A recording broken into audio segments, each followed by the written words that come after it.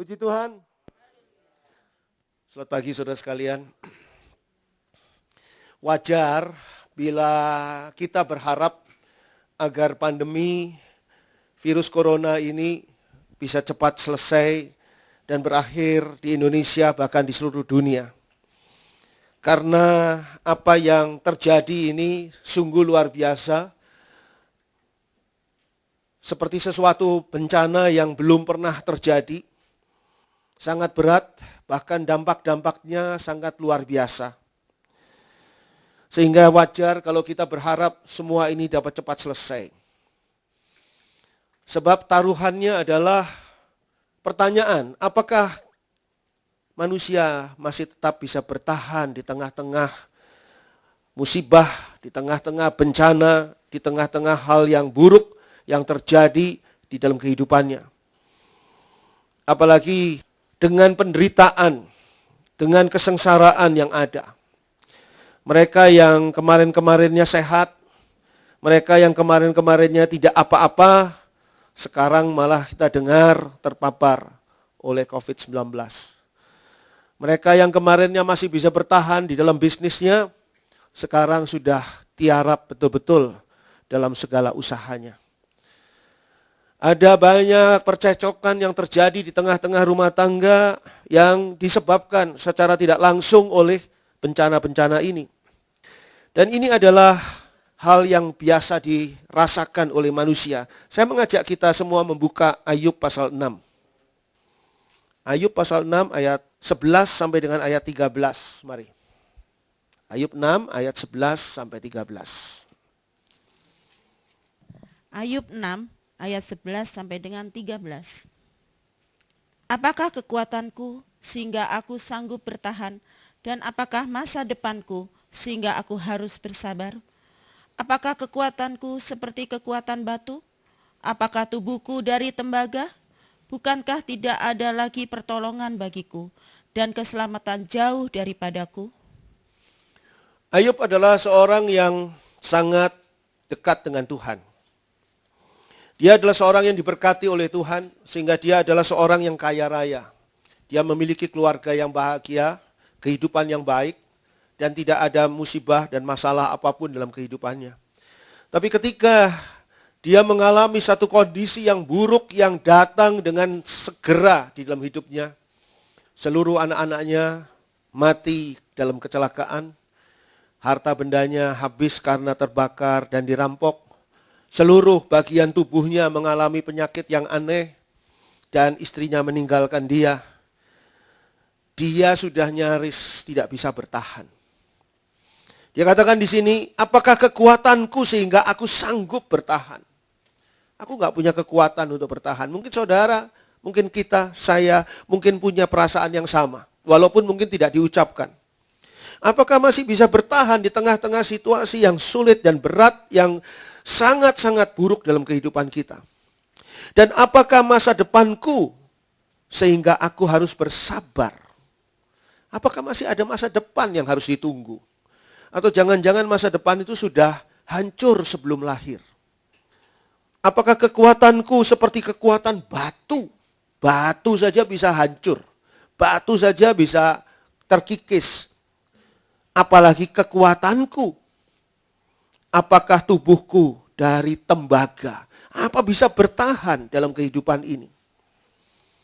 Ayat 13 mengatakan, bukankah tidak ada lagi pertolongan bagiku? Kita pasti menantikan pertolongan. Pasti menantikan hal-hal yang baik terjadi dalam kehidupan kita. Tapi tidak kunjung terjadi. Dan ini yang seringkali membuat manusia tidak bisa bertahan. Dan keselamatan dikatakan di sana, jauh daripadaku. Mungkin ada keselamatan, mungkin ada jalan keluar, mungkin ada solusi, tapi itu terlalu jauh dari aku. Rasanya tidak akan pernah terjadi dalam hidupku. Saudara pernah merasakan seperti itu tidak? Di satu titik di mana saudara merasakan bahwa hidup ini berjalan terus, tetapi aku tidak bisa bertahan. Dan itu adalah hal yang wajar. Ketika saudara merasakan di masa-masa sulit seperti sekarang ini, kondisi yang membuat saudara tidak bisa bertahan dengan apapun juga. Tidak ada lagi semangat untuk melanjutkan langkah kehidupan. Dan pada dasarnya itu adalah sifat manusia. Kondisi manusia yang begitu lemah dan rentan. Ayat firman Tuhan mengatakan manusia itu pada pagi hari seperti rumput yang segar. Tapi pada sore hari sudah menjadi layu dan tidak berdaya. Kalau kita sadari sisi kemanusiaan kita akan bisa lebih menerima keadaan kita yang tidak bisa bertahan. Mazmur 49. Mazmur 49 ayat 11 sampai dengan ayat 13. Mazmur 49 ayat 11 sampai 13. Mazmur 49 ayat 11 sampai dengan 13. Sungguh akan dilihatnya orang-orang yang mempunyai hikmat mati. Orang-orang bodoh dan dungu pun binasa bersama-sama dan meninggalkan harta benda mereka untuk orang lain. Kubur mereka ialah rumah mereka untuk selama-lamanya. Tempat kediaman mereka turun-temurun. Mereka menganggap ladang-ladang milik mereka. Tetapi dengan segala kegemilangannya manusia tidak dapat bertahan. Ia boleh disamakan dengan hewan yang dibinasakan. Di dalam Mazmur ini dinyatakan bahwa pada dasarnya manusia tidak dapat bertahan. Tidak ada manusia yang mampu bertahan dalam kehidupannya. Sehingga yang ada adalah ketakutan. Orang yang tidak bisa bertahan akan berhadapan dengan ketakutan yang menguasai hidupnya. Seperti dikatakan di sini pada ayat 6 Mazmur 49, mengapa aku takut pada hari-hari celaka? Pada waktu aku dikepung oleh kejahatan, pengejar-pengejarku. Sebetulnya ayat 6 ini adalah ayat yang wajar saja. Pada hari celaka ya pasti kita takut. Pada waktu kita dikepung oleh orang-orang yang akan berbuat jahat kepada kita, ya pasti kita takut. Tetapi ketakutan itu sendiri dipertanyakan. Mengapa aku takut pada hari-hari celaka? Ya memang wajar takut pada hari-hari celaka. Tapi mengapa harus takut pada hari-hari celaka? Mengapa ketakutan itu ada? Ketakutan itu akan segera menyerang kepada orang-orang yang tidak mampu bertahan. Ayat 14 mengatakan di sana. Inilah jalannya orang-orang yang percaya kepada dirinya sendiri. Ajal orang-orang yang gemar akan perkataannya sendiri. Kemarinnya kenapa bisa bertahan? Kemarinnya bisa bertahan karena kemampuan pikirannya sendiri. Kemampuan nalarnya sendiri. Kemampuan akan apa yang dikatakannya pada diri sendiri. Tapi setelah masa-masa sulit itu berkepanjangan, firman Tuhan katakan inilah jalannya orang-orang yang percaya kepada dirinya sendiri. Mungkin kemarin tidak takut karena percaya pada dirinya sendiri. Ajal orang-orang yang gemar akan perkataannya sendiri. Ada orang-orang yang gemar mendengar perkataan-perkataan yang menghibur dirinya.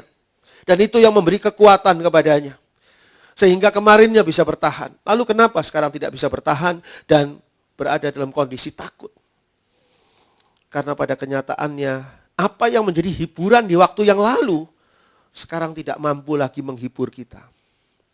Ayat 15, seperti domba mereka meluncur ke dalam dunia orang mati. Digembalakan oleh maut, mereka turun langsung ke kubur. Perawakan mereka hancur. Dunia orang mati menjadi tempat kediaman mereka. Saya mengamati di tahun 2020 ini, saya menerima berita kematian dari orang-orang yang saya kenal dan orang-orang yang terkenal yang saya kenal. Kan ada banyak orang-orang terkenal tapi saya juga tidak kenal. Ini paling banyak kematian terjadi pada orang-orang yang saya kenal, saya ketahui pada tahun 2020. Nggak tahu kenapa ya, aneh. Dan ini tahun 2020 ini hampir berakhir, tinggal dia 1,5 bulan lagi. Apakah masih terus berita-berita itu akan muncul? Berita itu bukan hoax, bukan bohong. Kenyataannya memang mereka meninggal dunia. Dan firman Tuhan katakan seperti domba mereka meluncur ke dalam dunia orang mati. Meluncur ini dalam bayangan saya itu seperti orang yang berada di tempat yang tinggi, lalu ada tempat meluncur masuk ke kolam itu loh. meluncur masuk kolam. Nggak bisa berhenti. Itu sudah jalan terus dengan jalan yang cepat dan otomatis. Dikatakan di sana seperti domba. Domba ini nggak bisa bergerak, nggak bisa berontak. Saya pernah lihat di pemotongan hewan di saat Idul Adha, yang berontak-berontak itu sapi, lembu, banteng bisa berontak. Tapi kalau domba nggak pernah bisa berontak. Kalau lembu itu bisa berontak dan membuat orang semua lari terbirit-birit, domba nggak ada. Domba ini lemah sekali. Dan domba ini sedang meluncur ke dalam dunia orang mati. Jangan-jangan domba ini salah satunya adalah saya. Sedang meluncur ke dalam dunia orang mati. Digembalakan oleh maut. Celaka sekali. Saya digembalakan oleh maut. Saya berarti akan sampai ke tempat-tempat maut yang paling mengerikan. Mereka turun langsung ke kubur. Perawakan mereka hancur. Saudara pernah membayangkan tidak tubuh saudara itu hancur di dalam kubur. Setelah manusia meninggal dunia dan dikubur, beberapa waktu kemudian digali kuburannya, sudah tidak ada bekasnya. Sudah hancur. Dunia orang mati menjadi tempat kediaman mereka. Kediaman berarti akan tetap di sana. Waduh, celaka sekali kalau kondisinya seperti ini. Ini adalah ketakutan-ketakutan yang ada di dalam kehidupan kita. Orang hidup bisa takut mati. Tapi orang mati belum pernah yang ngomong, saya takut hidup. Ya sudah selesai dia. Dia nggak punya ketakutan lagi. Orang yang sudah mati ya sudah selesai. Tapi di dalam hal ini firman Tuhan pada ayat yang tadi kita baca. Ayat 11, sungguh akan dilihatnya orang-orang yang mempunyai hikmat mati. Orang yang punya hikmat saja mati, apalagi yang tidak punya hikmat. Orang-orang bodoh dan dungu pun binasa bersama-sama. Jadi tidak ada seorang pun yang bisa kuliah di perguruan tinggi supaya bisa mencapai kondisi tidak mati, tidak ada. Dia bisa memperoleh gelar yang luar biasa banyaknya, tinggi, tapi dia tidak luput dari kematian. Dan meninggalkan harta benda mereka untuk orang lain. Saudara menyimpan baju-baju yang belum pernah saudara pakai karena saudara mungkin sayang. Sayang kalau dipakai ini mesti dicuci, nanti jadi rusak bajunya. Pernah nggak? Punya nggak itu? Atau punya sepatu nggak ya saudara yang belum pernah saudara pakai karena sayang belinya mahal. Waktu itu kebetulan nggak sengaja pergi ke Eropa gitu, pernah? Atau saudara punya tas yang nggak pernah saudara pakai karena sayang. Atau saudara punya sesuatu gelang emas yang tidak pernah saudara pakai karena sayang gitu, ada nggak? Saya beritahu pada saudara. Kalau saudara tidak pakai sekarang dan saudara meninggal dunia, maka selamanya saudara tidak akan pakai barang-barang itu.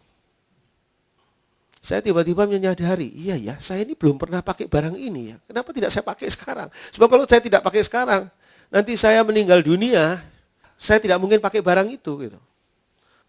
Sedangkan saya pakai saja sekarang, setelah meninggal dunia nanti bisa saja barang-barang ini dibagi-bagi. Masih bagus kalau dibagi-bagi ke orang lain untuk dipakai sama orang lain, berguna bagi orang lain, masih bagus. Daripada barang-barang saya dibuang, wah berbahaya sekali ini. Ini bisa sia-sia. Firman Tuhan yang direkam dari tahun 1995, lalu saya berkhotbah dari tahun 1995, berkhotbah dan direkam. Kalau itu rekamannya dibuang, sayang sekali. Karena firman Tuhan itu sudah menolong begitu banyak orang, sudah menjadi berkat begitu banyak orang dari firman Tuhan yang ada. Sehingga sekarang ada usaha dari beberapa anak Tuhan di gereja ini yang mengusahakan akan me-upload firman Tuhan yang saya pernah bawakan di YouTube. Firman Tuhan yang kuno-kuno, nanti saudara dengarkan di sana, di YouTube saudara mungkin, oh iya saya dulu pernah dengar ini kalau saudara jemaat yang lama. Kenapa? Karena firman Tuhan itu tidak pernah kuno. Sayang sekali. Sebab setelah mati, semuanya itu tidak akan kita kuasai lagi. Dan meninggalkan harta benda mereka untuk orang lain. Saudara pernah berpikir itu ya? Apa yang saudara sayangi hari ini? Handphone saudara? itu akan dipakai oleh orang lain kalau tidak dijual. Apa yang saudara sayangi sekarang? Sepeda motor saudara? Mobil saudara? Apa yang saudara sayangi? Itu akan diambil oleh orang lain ketika saudara dimasukkan di dalam kubur. Kubur mereka ialah rumah mereka untuk selama-lamanya. Tempat kediaman mereka turun-temurun. Mereka menganggap ladang-ladang milik mereka. Jadi kuburan itu akan menjadi satu tempat selama-lamanya bagi tubuh yang mati. Tetapi dengan segala kegemilangannya, manusia tidak dapat bertahan. Jadi ini sifatnya manusiawi, tidak dapat bertahan. Ia boleh disamakan dengan hewan yang dibinasakan. Tidak ada seorang pun mau disamakan dengan hewan, ya kan? Kalau saudara pada suatu hari lewat gitu, terus saudara, mas atau Ci, ini kok mukanya kayak babi ya? Pasti saudara nggak mau saudara jengkel, marah, saudara pasti. Itu body shaming benar-benar. Saudara bercermin, iya juga. Itu body shaming benar-benar. Nggak ada yang mau disamakan dengan binatang. Tapi kematian orang yang tidak dapat bertahan ini, ia disamakan dengan hewan. Saudara pernah punya kuburan anjing kesayangan saudara? Atau kucing kesayangan saudara? Kemana sekarang kuburannya? Ya, kelak kemudian hari kuburan kita pun seperti itu. Sehingga manusia tidak bisa bertahan itu adalah saat atau hal yang sangat manusiawi. Tapi firman Tuhan mengajarkan kita justru untuk berbeda dari kemanusiaan seorang manusia. Yaitu apa? Saudara harus tetap bertahan. Bagaimana caranya bisa bertahan? Bertahan itu hal yang sulit loh. Kalau kita perjamuan kudus, kita mengangkat roti, mengangkat cawan berisi anggur. Berat gak rotinya? Ringan banget. Cawan anggurnya berat gak? Ringan banget. Ringan sampai saudara minum karena apa? Karena doa saya singkat. Coba saudara angkat, lalu saya doa untuk perjamuan kudus ini. Setengah jam belum selesai, 1 jam belum selesai. Mungkin sudah lewat dari 10 jam belum selesai. Saya rasa saudara nggak bisa nurunkan tangan lagi sudah. Udah gini terus tangannya. Tangannya ke atas terus. Karena sudah pegelnya luar biasa. Padahal ringan loh. Kadang-kadang beban yang paling ringan, kalau itu terus menerus kita harus pikul, jadi berat loh. Jadi berat loh. Makanya saudara harus menyadari bahwa saudara jangan jadi benalu. Tahu benalu ya? Benalu itu adalah tanaman liar yang menempel di pohon dan mengambil makanan dari pohon itu. Dia tanaman liar sesungguhnya, dan kadang-kadang benalu itu ada yang bagus juga sih. Buat keindahan taman ada yang bagus juga. Tapi kalau saudara jadi benalu, sekali orang itu seneng. Jadi ya, ini adikmu ini, kata si suami kepada istrinya, adikmu ini biar sudah suruh tinggal di sini saja. Nanti makan nggak seberapa. Untuk urusan-urusan apa-apa nggak seberapa. Kita aja yang ngasih semuanya. Dan si adik ini dibiayai oleh kakak ipar ini. Tapi dia tidak tahu diri. Dia pengen dibiayai terus. Dari sejak SMP itu. SMP ke SMA. Sampai perguruan tinggi minta dibiayai. Sampai menikah minta dibiayai. Sampai punya anak mau dibiayai. Sampai anaknya mau menikah. Minta dibiayai sama kakak ipar ini. Lama-lama kakak ipar ini gak kuat. Ngangkat roti perjamuan kudus terlalu lama itu. Ringan sih. Tapi kalau terus menerus jadi berat. Manusia tuh pada dasarnya nggak bisa bertahan. Saudara bisa angkat besi, olahraga angkat besi. Ada olahraga angkat besi yang clean and jerk. Clean and jerk itu adalah kakinya sejajar, mengangkat besi, jongkok ya, mengangkat besi sambil jongkok, angkat, luat, tahan, sama jurinya, tahan. Ya, jatuhkan, terus jatuhkan sama dia, bruk. Pernah lihat nggak itu? Coba jurinya bilang, tahan. Sebentar ya, saya ke WC dulu. Udah. Beban berat lebih cepat nggak bisa ditahan. Tapi beban ringan jangan dikira saudara bisa nahan loh. Kalau itu terus menerus. Itu yang berat. Manusia wajar tidak bisa bertahan. Tapi Tuhan mengajarkan kepada kita untuk tetap bertahan. Minimal bertahan dalam 3 hal penting ini. Supaya apa? Supaya kehidupan saudara dan saya tidak dihancurkan oleh semua masalah dan persoalan yang ada di dalam kehidupan itu. Minimal 3 hal ini, saudara perhatikan, minimal 3 hal ini. Saudara tidak boleh tidak bertahan. Saudara harus bertahan. Pertama, Ibrani 3. Ayat 14 sampai 16. Ini yang suka baca Ibrani pasti tahu. Wah, Ibrani pasti bahas tentang ini gitu ya. Oke, benar. Enggak salah. Ibrani 3 ayat 14 sampai 16. Ibrani 3 ayat 14 sampai dengan 16. Karena kita telah beroleh bagian di dalam Kristus, asal saja kita teguh berpegang sampai kepada akhirnya pada keyakinan iman kita yang semula. Tetapi apabila pernah dikatakan, pada hari ini jika kamu mendengar suaranya, janganlah keraskan hatimu seperti dalam kegeraman. Siapakah mereka yang membangkitkan amarah Allah, sekalipun mereka mendengar suaranya? Bukankah mereka semua yang keluar dari Mesir di bawah pimpinan Musa?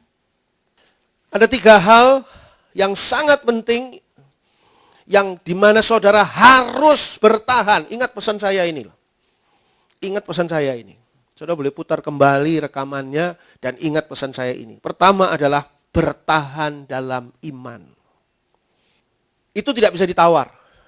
Saudara harus bertahan dalam iman. Saudara tidak bisa bertahan dalam iman, hancur hidup saudara. Oleh apa? Semua masalah bencana yang seperti serangan musuh yang luar biasa datang ke dalam kehidupan kita. Ingat sekarang akhir zaman.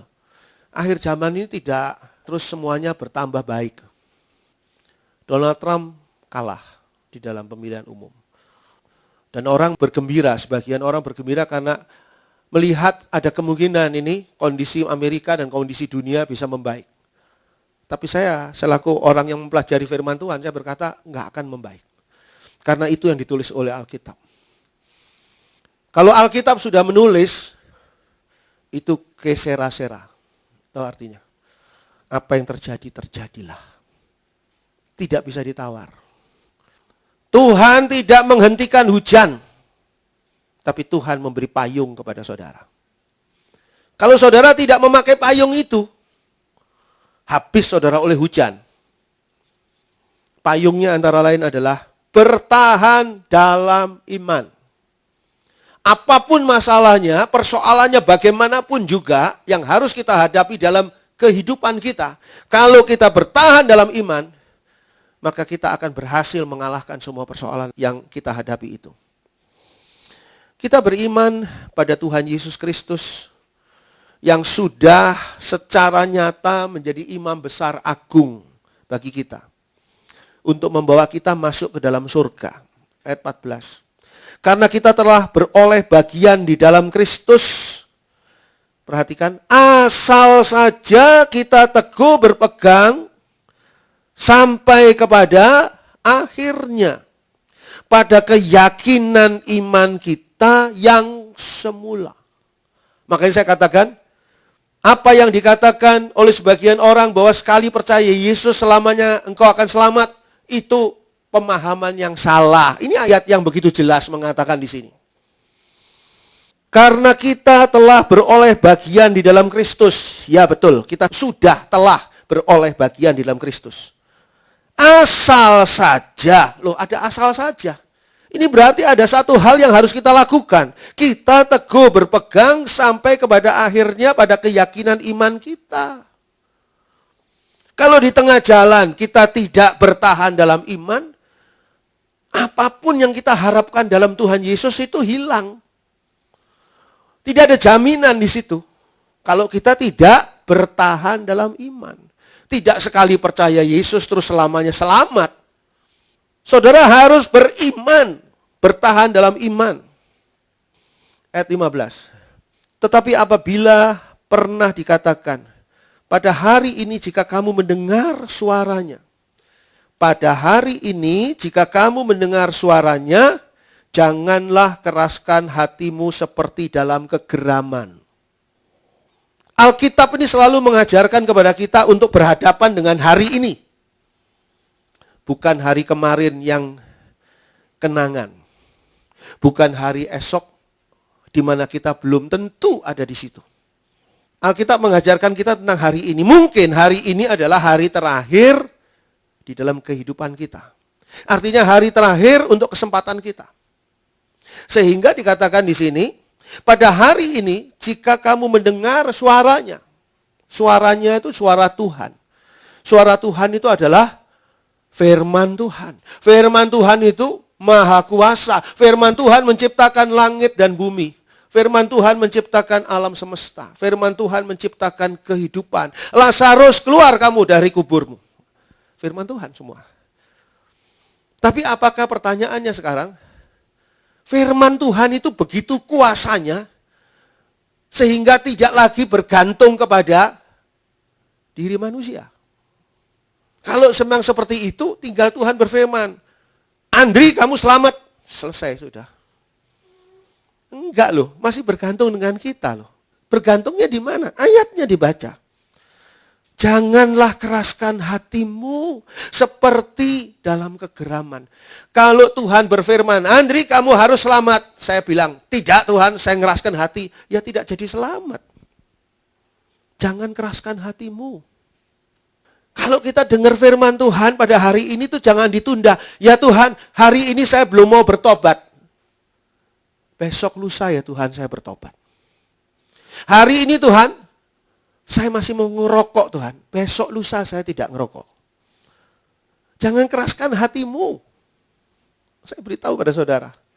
Suatu saat itu adalah firman terakhir yang saudara dengar.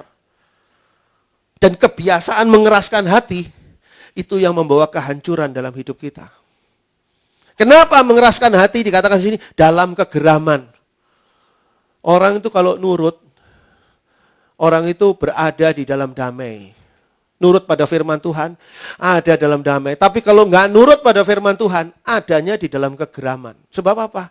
Hidup ini tidak pernah memberikan keindahan, kedamaian, dan kebahagiaan. Hidup ini hanya memberikan apa? Keputusasaan. Dulu saya dengar orang itu kena kanker. Tapi sekarang, bukan saya dengar, saya alami, saya yang kena kanker. Celaka sekali kalau seperti itu kan. Dulu saya dengar orang itu yang mengalami musibah yang buruk. Dulu. Sekarang saya yang mengalami musibah yang buruk. Bisa terjadi begitu loh di dalam kehidupan ini. Tidak terkecuali loh. Jadi kalau kita mendengar firman Tuhan, jangan keraskan hatimu. Imam besar agung kita, yaitu Tuhan Yesus Kristus. Itu adalah imam besar agung yang sungguh luar biasa. Yang selalu memberikan kepada kita kasih kemurahannya. Kalau kita membacanya, nanti kita baca ayat berikutnya. Kita baca Ibrani 4. Ibrani 4 ayat 14 sampai dengan ayat 16. Ibrani 4 ayat 14 sampai dengan 16. Karena kita sekarang mempunyai imam besar agung yang telah melintasi semua langit, yaitu Yesus anak Allah. Baiklah kita teguh berpegang pada pengakuan iman kita. Sebab imam besar yang kita punya bukanlah imam besar yang tidak dapat turut merasakan kelemahan-kelemahan kita. Sebaliknya sama dengan kita, ia telah dicobai, hanya tidak berbuat dosa. Sebab itu marilah kita dengan penuh keberanian menghampiri tahta kasih karunia, supaya kita menerima rahmat dan menemukan kasih karunia untuk mendapat pertolongan kita pada waktunya. Kita punya Tuhan Yesus, dan Tuhan Yesus itu dikatakan pada ayat 15, bukan yang tidak dapat turut merasakan kelemahan-kelemahan kita. Artinya apa? Artinya Tuhan Yesus tahu bahwa kita itu punya kelemahan, tidak mampu bertahan. Sebab imam besar yang kita punya bukanlah imam besar yang tidak dapat turut merasakan kelemahan-kelemahan kita. Sebaliknya sama dengan kita. Ia telah dicobai, hanya tidak berbuat dosa. Jadi Tuhan Yesus itu bisa merasakan kelemahan-kelemahan saudara, termasuk ketidakmampuan saudara untuk bertahan. Tapi mengapa Tuhan Yesus mengatakan atau firman Tuhan masih mengajarkan kita untuk bertahan dalam iman? Seperti dikatakan tadi pada Ibrani 3 tadi, pada ayat yang ke-14, karena kita telah beroleh bagian di dalam Kristus, asal saja kita teguh berpegang sampai pada akhirnya. Pada keyakinan iman kita yang semula. Artinya apa? Artinya Tuhan Yesus pasti akan menolong saudara dan saya untuk mampu bertahan di dalam iman. Asalkan kita tidak mengeraskan hati. Dan hanya karena kita beriman pada imam besar agung kita atau beriman pada Tuhan Yesus Kristus, maka kita bisa menghampiri tahta Allah. Ayat 16 dari Ibrani 4. Sebab itu, marilah kita dengan penuh keberanian menghampiri tahta kasih karunia supaya kita menerima rahmat dan menemukan kasih karunia untuk mendapat pertolongan kita pada waktunya. Siapakah orang-orang yang mengalami ayat 16 ini? Adalah orang-orang yang bertahan di dalam imannya. Sampai kapan kita harus bertahan? Matius 24 ayat 13. Matius 24 ayat 13. Tetapi orang yang bertahan sampai pada kesudahannya akan selamat. Di dalam Matius 24 ayat 13 ada jawaban. Sampai kapan kita harus bertahan? Kalau saudara tahu sampai kapan harus bertahan, saya rasa saudara bisa lebih bertahan. Dibandingkan dengan kalau saudara tidak tahu sampai kapan saudara harus bertahan. Ketika saudara berpuasa, saudara lapar dan haus. Mungkin saudara bertanya, Pak Andri ini puasa sampai jam berapa? Sekarang masih jam 9, jam 10 pagi. Puasa ini sampai jam 4 sore, jam 5 sore. Saudara lihat jam, oh ya bisa bertahan. Jam 3 saudara lihat, jam 4, 1 jam lagi bisa bertahan. Karena saudara tahu sampai kapan. Tapi kalau saudara tidak tahu sampai kapan saudara bertahan, saya katakan, Pak Andri puasa sampai jam berapa nih Pak Andri? Sekarang jam 10. Sampai nanti kalau saya ingat kapan buka. Sampai terserah saya, suka-suka saya sampai kapan. Maka saudara sulit buat bertahan. Waduh si Pak Andri ini arogan. Ini. VOC. Saudara anggap saya VOC. Sebab apa? Saya memaksa orang berpuasa dengan tidak tahu sampai jam berapa. Saudara sulit bertahan. Firman Tuhan memberitahukan kepada kita, kita bertahan itu sampai pada kesudahannya. Ayat 13 tadi mengatakan di sana, tetapi orang yang bertahan sampai pada kesudahannya akan selamat. Sampai kapan saudara harus bertahan? Sampai kapan saudara harus bertahan iman saudara? Sampai pada kesudahannya. Tidak disebut di sini kapan itu yang namanya kesudahannya. Tapi saudara tahu, kesudahan ini adalah kesudahan hidup saudara di dunia ini. Sebab setelah saudara meninggalkan dunia ini, tidak perlu lagi iman. Makanya iman tidak perlu lagi ada. Bukan orang yang namanya iman ya. Iman itu tidak perlu lagi ada di surga.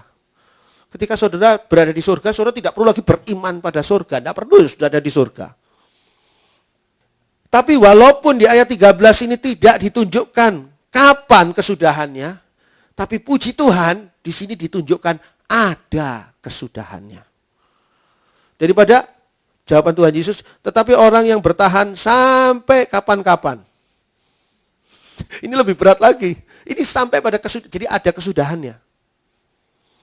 Iman kita ini berada di dalam rangkaian waktu manusia yang namanya kronos. Jadi ada akhirnya.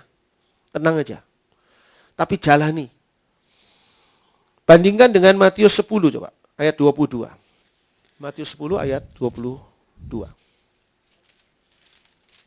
Matius 10 ayat 22. Dan kamu akan dibenci semua orang oleh karena namaku. Tetapi orang yang bertahan sampai pada kesudahannya akan selamat. Sampai kapan saudara Kristen? Ya sampai matilah saya Kristen. Sampai masuk surga lah saya Kristen. Apa saudara mau Kristen sampai akhir bulan November ini saja? Sampai kapan saudara Kristen? Ya sampai selamanya lah. Sampai kapan sih selamanya? Nah, selama itu juga dikatakan di sini pada ayat 22, kamu dibenci oleh semua orang karena namaku. Karena kamu namanya Kristen, karena kamu adalah seorang Kristen, orang yang percaya Tuhan Yesus, kamu akan dibenci oleh dunia. Tuhan beritahukan, tetapi orang yang bertahan sampai pada kesudahannya akan selamat. Artinya apa? Yang tidak bertahan sampai kesudahannya, ya tidak selamat. Walaupun percaya Tuhan Yesus. Walaupun percaya Tuhan Yesus, kalau tidak bertahan sampai kesudahannya, tidak akan selamat. Tapi apakah kita bisa bertahan sampai kesudahannya? Kita manusia yang begitu lemah, tadi dikatakan oleh Ayub. Kita bisa karena kita mempunyai imam besar, agung yang bisa merasakan kelemahan kita. Kita minta, Tuhan tolong saya mau bertahan di dalam iman saya. Banyak loh yang bisa membuat saudara goyah imannya. Apalagi di akhir zaman. Banyak. Doa yang gak dijawab Tuhan bisa membuat saudara goyah. Hidup saudara yang sulit bisa membuat saudara goyah. Keuangan, orang lain kok keuangan itu gampang banget ya. Kok saya keuangannya begini, bisa membuat iman saudara goyah. Banyak sakit penyakit bisa membuat saudara goyah. Saya sudah doa, kok sakit penyakit saya ini gak disembuh-sembuhkan Tuhan ya. Oh banyak sekali. Belum lagi omongan dari kanan kiri dari di akhir zaman ini terlalu banyak upaya kuasa kegelapan untuk membuat saudara dan saya tidak bisa bertahan. Tapi bertahanlah dalam iman saudara. Sebab yang bertahan sampai pada akhirnya itulah yang akan selamat. Matius 13 ayat 20 dan 21. Matius 13 ayat 20 dan 21. Benih yang ditaburkan di tanah yang berbatu-batu ialah orang yang mendengar firman itu dan segera menerimanya dengan gembira. Tetapi ia tidak berakar dan tahan sebentar saja. Apabila datang penindas atau penganiayaan karena firman itu, orang itu pun segera murtad. Sebetulnya firman Tuhan adalah kekuatan yang membuat kita dapat bertahan dalam iman. Iman kita ini datangnya dari mendengar. Mendengar apa? Mendengar firman Tuhan. Jadi kalau kita mendengar firman Tuhan, iman kita bisa mempunyai kekuatan untuk bertahan. Tapi di dalam Matius 13 ayat 20 dan 21 itu menceritakan tentang perumpamaan penabur. Tapi kalau benih firman itu jatuh ke tanah hati manusia, tanahnya itu tipis, karena banyak batu-batunya, tanah yang banyak batu-batunya itu pasti tipis. Tanah itu kelihatannya rata, padahal di dalamnya batu-batunya begitu banyak. Sehingga tidak bisa tumbuh akar yang kuat bagi iman tadi. Akhirnya ya, iman yang tidak bisa berakar itu tidak mungkin bisa bertahan. Mengapa? Walaupun ada tsunami, ada badai yang hebat, banyak sekali bangunan-bangunan yang bisa roboh, tapi pohon tidak roboh. Kenapa? Karena akar-akarnya begitu kuat. Tapi pohon yang akar-akarnya sudah dimakan rayap, sudah kering, sudah mati akar-akarnya, pohonnya masih gagah, dia akan tumbang. Dan di sini hati manusia yang tanahnya itu seperti tanah yang tipis, artinya tidak sepenuhnya menerima firman Tuhan. Saudara ini menerima firman Tuhan sepenuhnya atau enggak sih? Sepenuhnya atau tidak itu bukan berarti saudara memahami khotbah saya 100%, enggak usah. Saudara bisa ulangi kok, ini direkam. Saudara bisa ulangi. Saya kok kurang paham tadi setelah setengah khotbah itu kok saya kayak les gitu. Ada satu kuasa gelap bentuknya les. Maka saudara bisa ulangi rekamannya. Bukan itu maksudnya. Tapi saudara betul-betul menerima firman Tuhan sepenuh hati saudara. Firman Tuhan itu betul-betul masuk dalam hati saudara dan membuat saudara mengalami perubahan yang luar biasa di dalam pemikiran saudara, di dalam perasaan saudara, di dalam sikap saudara, di dalam tindakan saudara, di dalam hidup saudara. Itu firman Tuhan akan berakar dan membuat saudara mampu bertahan. Khususnya di tengah-tengah penindasan, penganiayaan karena firman Tuhan. Siapa yang punya firman Tuhan yang benar-benar berakar kuat di dalam dirinya, dia akan mempunyai iman yang bertahan untuk menghadapi penindasan, penganiayaan, semua bencana yang buruk dan sebagainya. Yang kedua, hal apa yang harus kita itu bertahan? Tidak boleh tidak bertahan, kita harus bertahan. Hal pertama adalah iman. Yang kedua, Ibrani 6 ayat 11. Ibrani 6 ayat 11. Tetapi kami ingin supaya kamu masing-masing menunjukkan kesungguhan yang sama untuk menjadikan pengharapanmu suatu milik yang pasti sampai pada akhirnya. Hal kedua di mana kita harus bertahan adalah bertahan dalam pengharapan. Firman Tuhan ini memberikan kepada kita pengharapan.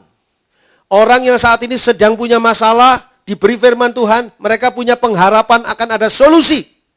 Jalan keluar bagi masalah mereka. Orang yang sakit dapat firman Tuhan, punya pengharapan pada suatu saat dia akan sembuh dari sakit penyakitnya. Orang yang saat ini berada di dalam belenggu dosa, yang berada di dalam belenggu kematian karena dosa, punya pengharapan diselamatkan dan menerima surga. Firman Tuhan isinya adalah pengharapan. Bertahan dalam pengharapan berarti saudara bertahan di dalam kebenaran firman Tuhan. Tidak ada yang salah dalam firman Tuhan ini. Yang membuat kita tidak patut bertahan. Kita harus bertahan dalam firman Tuhan, kita harus bertahan dalam pengharapan. Saya beritahukan pada saudara, untuk menjangkau masa depan, kita bisa menjangkau dengan ya paling tidak dua hal. Untuk menjangkau masa depan nih. Satu, kita menjangkau masa depan tanpa pengharapan. Dan yang kedua adalah menjangkau masa depan dengan pengharapan. Menjangkau masa depan tanpa pengharapan, saudara akan tiba di masa depan yang berupa pengalaman yang tidak terarah. Saya beritahukan kepada saudara, saya ambil contoh supaya mudah. Menjangkau masa depan, anak-anak muda ditanya, anak kecil malah ditanya, saudara juga pernah ditanya, saya pernah ditanya, kamu nanti kalau sudah besar mau jadi apa? Itu kan pengharapan. Kalau saudara, anak-anak ini selesai SMA mau ditanya, kamu nanti mau jadi apa? Saya mau menjadi sarjana teknik. Ada pengharapan. Maka hari ini, apa yang dilakukan? Ya mempersiapkan diri untuk kuliah di bidang teknik. Nggak ada orang yang saya kelak kemudian hari ingin menjadi sarjana teknik. Oleh sebab itu hari ini saya masuk kuliah di Fakultas Hukum. Ini orang ini aneh. Belum makan obat. Ada pengharapan itu membentuk kita, menunjukkan kepada kita apa yang harus kita lakukan pada hari ini. Kalau saudara tidak punya pengharapan, kelak kemudian hari kamu mau jadi apa? Ya terserahlah. Mau jadi apa juga boleh. Ya, kalau perempuan apa lagi? Ya, nanti saya akan jadi ibu rumah tangga. Belum tentu lah ada yang mau sama orang yang tidak punya pengharapan seperti itu loh. Belum tentu loh. Cantik sih cantik, setelah dipacarin, ya cewek ini nggak punya pengharapan apa-apa. Celaka gua. Yang akan menjadi ibu dari anak-anak saya adalah perempuan yang tidak punya pengharapan. Wah celaka ini. Bisa-bisa nggak jadi saudara. Kita menjangkau masa depan itu dengan pengharapan. Pengharapan akan memengaruhi semua kegiatan kita pada hari ini. Kenapa? Karena kita berharap untuk mencapai pengharapan. Betul ya? Saudara berharap besok itu saudara bisa katakanlah membeli barang-barang yang saudara butuhkan. Maka hari ini saudara menabung. Karena saudara punya pengharapan itu. Coba saudara tidak punya harapan apa-apa. Hari ini ya foya-foya aja dah. Karena tidak punya harapan apa-apa. Pengharapan itu membentuk kehidupan kita hari. Pengharapan untuk masa depan itu membentuk kehidupan kita pada hari ini. Sehingga pengharapan itu harusnya menjadi, dikatakan di sini, pada ayat yang kita baca, ayat 11 tadi. Tetapi kami ingin supaya kamu masing-masing menunjukkan kesungguhan yang sama untuk menjadikan apa? Pengharapanmu apa itu? suatu milik yang pasti. Bukan milik khayalan. Berapa uang di dompet saudara? Saudara tanya pada saya, berapa uang di dompet Pak Andri? Yang pasti atau yang khayalan? Kalau yang khayalan 3 miliar. Di dalam dompet saya. Kalau yang pasti, sebentar saya hitung dulu. Pengharapan itu tidak boleh menjadi khayalan. Pengharapan itu bukan mimpi. Bukan khayalan. Bukan suatu cita-cita kosong, bukan. Pengharapan itu harus menjadi milik yang pasti. Artinya apa? Saudara harus fokus pada pengharapan itu. Karena milik yang pasti. Uang di dompet saya tidak 3 miliar. Itu uang khayalan. Sekarang yang pastinya berapa? Oh sekian. Fokus ke sana. Pulangnya ini perlu beli apa ya? Perlu beli ini, perlu beli itu, cukup gak ya? Dihitung-hitung. Nah, itu namanya fokus kepada pengharapan itu. Fokus pada dompet saya tadi isinya berapa. Jadi menjadi milik yang pasti. Filipi 2 ayat 12. Filipi 2 ayat 12. Hai saudara-saudaraku yang kekasih, kamu senantiasa taat. Karena itu tetaplah kerjakan keselamatanmu dengan takut dan gentar. Bukan saja seperti waktu aku masih hadir, tetapi terlebih pula sekarang waktu aku tidak hadir. Saudara dan saya mempunyai pengharapan untuk selamat. Ya kan? Kan pengharapan kita kan enggak gini kan? Saya nanti mati, masuk kubur dan selesai. Enggak itu kan pengharapan kita. Juga bukan saya nanti kalau mati masuk kubur, saya sendiri masuk neraka. Enggak gitu kan pengharapan kita. Pengharapan kita adalah surga. Pengharapan kita adalah selamat. Kalau kita sungguh-sungguh mempunyai pengharapan untuk selamat, dan kita menganggap itu sebagai milik yang pasti, maka kita pada saat ini, hari ini, kalau pengharapan kan besok, hari ini akan tetap mengerjakan keselamatan kita. Dikatakan pada ayat 12. Hai saudara-saudaraku yang kekasih, kamu senantiasa taat. Karena itu, tetaplah kerjakan keselamatanmu dengan takut dan gentar. Kenapa kok dipesankan ini oleh Rasul Paulus kepada jemaat Filipi?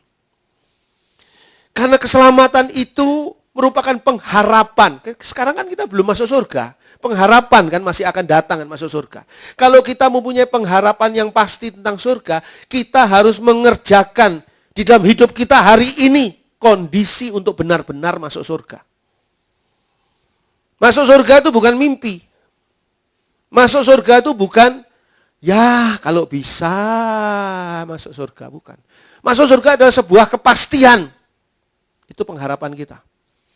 Oleh karena itu hari ini kita mengerjakan keselamatan kita, tetap mengerjakan keselamatan kita dikatakan pada ayat 12 tadi dengan takut dan gentar. Keselamatan dari Tuhan Yesus sudah kita terima, betul. Itu sebagai pengharapan. Sekarang kita untuk mencapai pengharapan itu, untuk bisa bertahan di dalam pengharapan itu, kita harus mengerjakan pengharapan tadi itu, keselamatan tadi itu dengan takut dan gentar. Jangan sampai ini terlepas dari saya, jangan sampai keselamatan saya ini hilang. Jangan sampai pada akhirnya saya tidak selamat. Karena tidak ada keselamatan di luar Tuhan Yesus, tidak ada keselamatan di luar Tuhan Yesus. Jalur saya sudah benar ini. Tapi kalau saya sekarang tidak mengerjakan dengan benar, hari ini tidak mengerjakan dengan benar, besok saya tidak akan terima keselamatan yang saya tadinya harapkan. Hati-hati. Ini hal serius. Makanya bertahan dalam pengharapan. Pertama, bertahan dalam iman. Kedua, bertahan dalam pengharapan. Ini di akhir zaman nih. Di mana serangan masalah datang, di mana serangan musibah terjadi. Bukan cuma saudara yang mengalami, kita semua mengalami, seluruh dunia mengalami. Dan akan terus, saya katakan akan terus. Tidak akan pernah berhenti, karena ini akhir zaman. Sebentar lagi memang Tuhan Yesus akan segera datang. Sehingga apa yang dikatakan oleh Alkitab pasti terjadi. Yang ketiga, 1 Tesalonika 5 ayat 17. Wah, ini pelayan kebaktian anak hafal semua nih. 1 Tesalonika 5 ayat 17. Saudara yang bukan pelayan kebaktian anak belum tahu ayatnya bunyinya bagaimana. 1 Tesalonika 5 ayat 17, silakan. 1 Tesalonika 5 ayat 17. Tetaplah berdoa. Hal ketiga di mana saudara harus bertahan, tidak boleh tidak. Jangan sampai kendor. Kalau karet kolor kendor masih bisa diperbaiki lah. Paling-paling merosot-merosot sedikit. Saudara naikin lagi. Kalau ada orang ya bicara dengan saudara, celana dinaikkan ke atas, terus kedua sikunya dia menjepit begini dan dia tidak bisa mengangkat, itu berarti karetnya sedang kendor. Jangan saudara katakan, angkat tangan, bro, merosot. Jangan kendor. Ayat 17 mengatakan, tetaplah berdoa. Tidak ada alternatif lain. Tetaplah berdoa. Doa adalah senjata terpenting dalam menghadapi kondisi yang buruk. Saya beritahukan pada saudara. Dalam menghadapi kondisi yang buruk, senjata yang penting itu adalah apa? Doa. Doa. Sehingga kalau kita tidak bertahan dalam doa, itu seolah-olah saudara sedang berperang, bertempur nih. Saudara sedang pakai pedang, bertempur, lawan saudara juga pakai pedang, saudara sudah, ya, Cimande, Cikalong gitu kan, gerakannya. Tiba-tiba karena saudara tangannya kecapean atau gimana, pedang saudara mental. Wah, Cimande, Cikalong boleh keluar, tapi pedang kok. Golok saudara hilang. Musuh masih pegang golok. Celaka 12. Kenapa ya? Dulu kok ngomongnya celaka 12, kenapa celaka itu kok 12 jumlahnya? Senjata itu terlepas ketika saudara menghadapi ancaman bencana. Kalau saudara tidak tetap berdoa. Saudara tidak bertahan dalam doa. Bertahanlah dalam doa. Walaupun mungkin saudara belum mendengar jawaban Tuhan. Tuhan, saya kok belum mendengar jawaban Tuhan. Kemarinnya ada jemaat. Sekarang saya punya kelompok jemaat yang lain, yaitu kelompok jemaat YouTube. Nah, karena mereka mendengarkan firman Tuhan melalui YouTube. Nah, kemarinnya ada jemaat YouTube yang bertanya pada saya, bagaimana Pak Andri cara mendengar suara Tuhan, petunjuk Tuhan? Waduh, lewat WA lagi. Gimana saya ngetiknya di situ?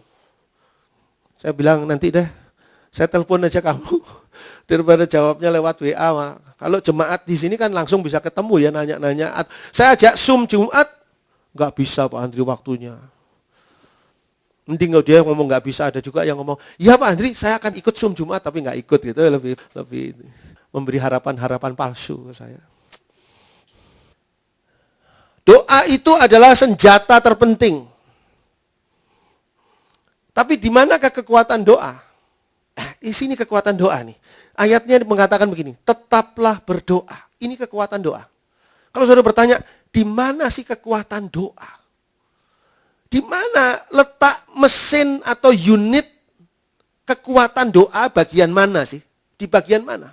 Apa bagian caranya melipat tangan, atau bagian kata-katanya, atau bagian apa nih? Ini rahasianya ya, orang suka sering kali lewat nih. Ayat yang sangat singkat ini, tetaplah berdoa. Tetaplah berdoa, itulah rahasia kesuksesan doa. Kesuksesan doa itu kalau saudara tetap berdoa. Kekuatan doa itu justru ketika doa itu kita lakukan terus-menerus. Dengan apa? Dengan kesungguhan hati. Sehingga kita bisa dengan tekun. Sehingga kita bisa dengan setia.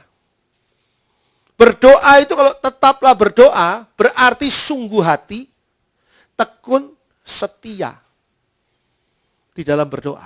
Itu tetaplah berdoa. Tetaplah berdoa itu bukan saudara doa malam hari, terus nggak amin-amin, ditegur sama ibu saudara, ayah, kenapa kamu kok doanya lama sekali? Baca ayatnya, 1 Tesalonika 5 ayat 17, tetaplah berdoa. Pada saudara ngantuk tidur. Bukan itu. Tetaplah berdoa itu doa dengan sungguh hati, doa dengan ketekunan, doa dengan setia. Jangan pernah tidak bisa bertahan dalam doa. Ini berbahaya, 3 perkara ini. Iman, pengharapan, doa. 3 hal ini saudara harus bertahan, tidak ada alternatif lain. Lukas 18 ayat 1 sampai 8. Ini saya baca aja deh, ini ayat terakhir, ayat panjang ya. Lukas 18 ayat 1 sampai dengan ayat 8. Yesus mengatakan suatu perumpamaan kepada mereka untuk menegaskan bahwa mereka harus selalu berdoa dengan tidak jemu-jemu. Lawannya orang berdoa itu adalah apa? Jemu. Saudara kalau mau tahu ya, racunnya berdoa, yang membuat orang tidak berdoa itu apa? Jemu. Ini Tuhan Yesus katakan, berdoa dengan tidak jemu-jemu. Katanya, dalam sebuah kota ada seorang hakim yang tidak takut akan Allah dan tidak menghormati seorang pun. Hakim ini arogan sekali. Dan di kota itu ada seorang janda. Janda ini gambaran perempuan yang lemah. Yang selalu datang kepada hakim itu dan berkata, belalah hakku terhadap lawanku. Janda itu adalah perempuan pada zaman itu, perempuan lemah dan tidak ada pelindungnya, tidak ada suaminya. Belalah hakku terhadap lawanku. Beberapa waktu lamanya hakim itu menolak. Tetapi kemudian ia berkata dalam hatinya, walaupun aku tidak takut akan Allah dan tidak menghormati seorang pun, namun karena janda ini menyusahkan aku, baiklah aku membenarkan dia, supaya jangan terus saja ia datang dan akhirnya menyerang aku. Kata Tuhan, camkanlah apa yang dikatakan hakim lalim itu. Tidakkah Allah akan membenarkan orang-orang pilihannya yang siang malam berseru kepadanya? Dan apakah ia mengulur-ulur waktu sebelum menolong mereka? Hakim yang tidak takut Allah, hakim yang tidak takut siapapun, hakim yang tidak menghormati siapapun, hakim yang arogan sekali itu saja, bisa punya pikiran, ya dah, saya dengarkan juga lah permintaan si janda ini. Apalagi Allah yang begitu baik, Allah yang adalah Bapa kita. Kalau kita terus-menerus merengek di dalam doa kepadanya, tidak mungkin saudara tidak digubris, pasti saudara diperhatikan oleh Allah. Doa itu pasti akan menggerakkan hati Allah untuk bereaksi, memberi jawaban. Doa itu bagaikan saudara sedang menggedor-gedor pintu hatinya Allah, saudara berdoa. Tidakkah Allah akan membenarkan orang-orang pilihannya yang siang malam berseru kepadanya, dan adakah ia mengulur-ulur waktu sebelum menolong mereka? Allah tidak akan mengulur-ulur waktu untuk menolong saudara dan saya. Ingat, Tuhan Yesus tahu kelemahan kita. Kalau saudara sekarang di depan toilet yang lagi dipakai orang lain, dipakai oleh mama saudara di dalam misalnya, ini toilet, mama cepet dong ma, ini sudah nggak tahan ma, udah hampir nih ma, udah bukaan 9 ini ma, ayo ma, mama di dalamnya, sabar, tenang. Itu karena mama saudara tidak merasakan bagaimana tekanan di dalam perut saudara. Coba kalau mama saudara merasakan tekanan dalam perut saudara, oh iya nak sebentar nak, mama saudara keluar, belum selesai apa-apa keluar dia. Karena apa? Karena membiarkan saudara masuk. Nah Tuhan Yesus tuh seperti itu loh. Tuhan Yesus tahu kita tuh nggak berdaya. Tuhan tolong saya ini sudah, Tuhan saya ini sudah hampir-hampir nggak bisa bertahan. Bertahan. Sebab sebentar lagi Tuhan Yesus akan menolong. Bertahan dalam hal apa Tuhan? Iman, pengharapan, doa. Sampai kapan Tuhan? Sampai pada waktunya selesai. Dan Tuhan tahu persis sampai di mana. Tidak akan mengulur-ngulur waktu untuk menolong saudara dan saya. Puji Tuhan, amin.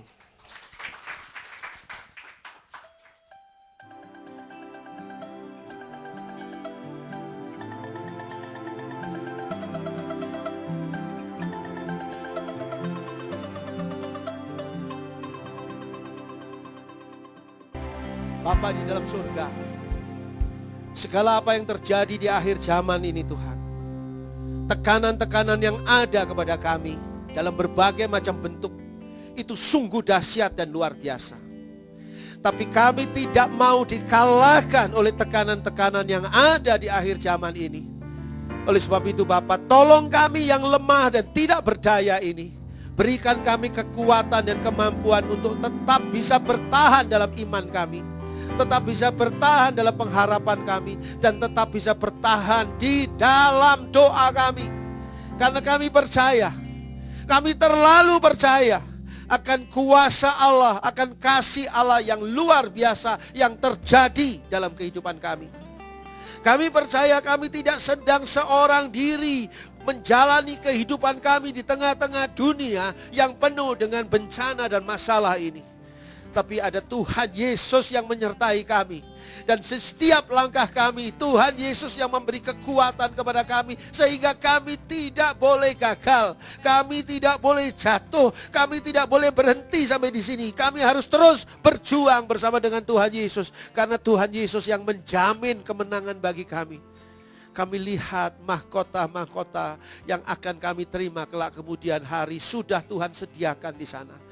Mari Tuhan, tolong beri kepada kami kemenangan, bahkan jadikan kami lebih dari pemenang. Terima kasih Bapa, terpuji namamu.